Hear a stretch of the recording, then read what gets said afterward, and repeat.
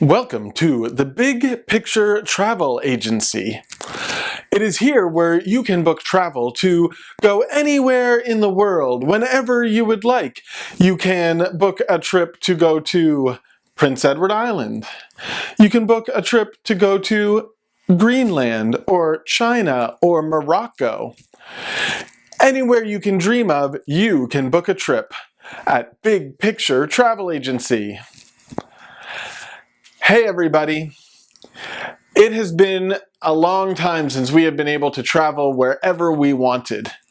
A lot of times we can travel within New Brunswick and we can go and we can see all the different sites. I love to travel to the beach. I love to travel to the ocean and to go and to camp right on the ocean.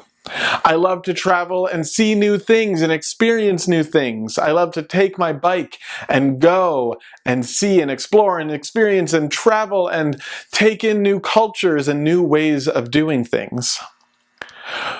Where is the furthest that you have ever traveled? Wow, that's a long way. That is a long way away. One time I went to China. It was almost 10 years ago, and here's a picture of me in China. You know, we can travel all over the place. China is on the other side of the world. It took me an entire day of flying to get there, and I got to learn so much about all kinds of different people and the way they do things and the way things are done. Travel is so important, but we haven't been able to travel very much. But the exciting thing is soon we'll be able to travel again. And I have another question. What is your favorite way to travel? Do you like to just get in a car and drive with your family? Do you like to get on a bike and go wherever you can go? Would you rather be in a plane or on a train? Or do you like to go on a boat? What's your favorite way to travel? Ready? Say it out loud in 1, 2, 3. I think it's so hard to choose. I love traveling no matter how I get there, but I think I love to fly. I love to get on an airplane and to fly and to travel that way. I also love to just go and bike. If I don't have to go far, I love to get on my bike and travel on my bike because I get to see so many things. You know, in today's Bible story, in the next few weeks, we're going to be learning about Jesus. And Jesus did a lot of traveling. Jesus traveled from one community to another. He went from one place to the next. He and all of his friends would travel together and they'd go and they'd visit different churches and different people in different places. Just like sometimes we might travel to visit friends or family who live in another place. And Jesus traveled all the time. In today's story, we're learning about when Jesus traveled on a boat. And we're going to learn about what it was like for Jesus to be on a boat and traveling around with his disciples. So I want you to pay attention to today's story. And in the next few weeks, we're going to be learning about Jesus and how he performs miracles. So watch for the miracle that Jesus performs as he travels today. Jesus spent all day teaching crowds of people near the Sea of Galilee.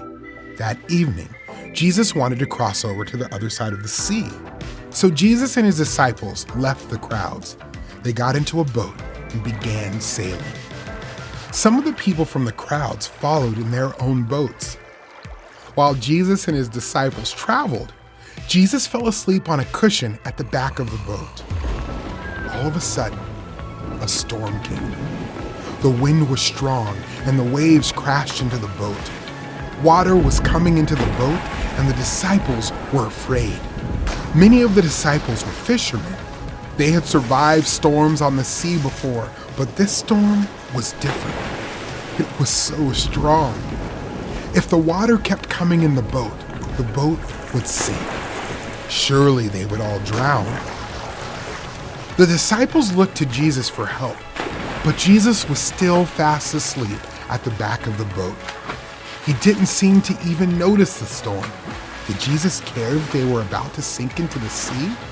The disciples woke up Jesus. "Lord, save us," they said. "We are going to die."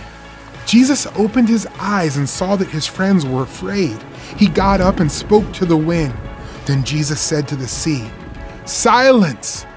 Be still."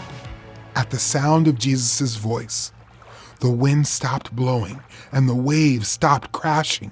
Everything was calm. The disciples were safe. Jesus looked at his disciples and asked, "Why are you afraid? Do you still have no faith?" Did the disciples not trust Jesus to take care of them? The disciples were amazed. "Who is this man?" they asked each other. "Even the wind and the waves obey him." Jesus' disciples knew Jesus was a good man and a good teacher. But when Jesus calmed the wind and the waves, he showed his disciples that he is also God. God rules the sea and stills its waves. When Jesus was traveling, there was a great big storm that came up. There was a storm that came. Can you help me to make the noise of a storm? Maybe with your hands, can you clap them on your stomach? Will that make a noise of maybe some rain or thunder, or maybe stomp your feet? Get up and stomp your feet. Is that making some noise? Or maybe you need to make some wind noise and you just with your mouth go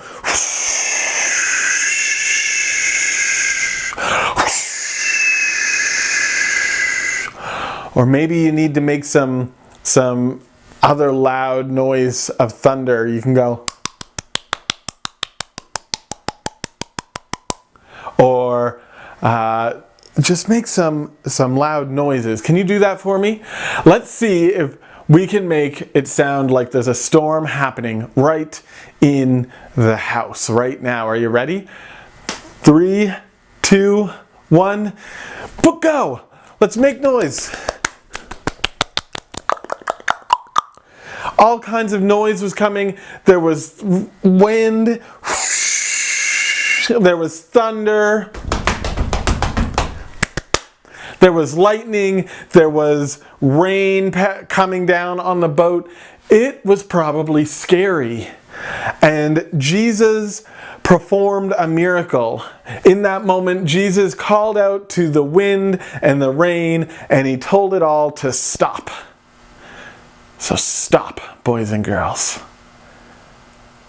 And there was a calm. It was completely peaceful after that.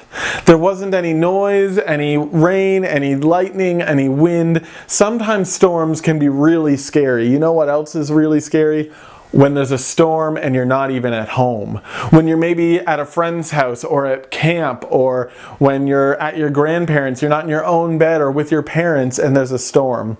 Jesus was traveling. He was out in a boat and there was a storm.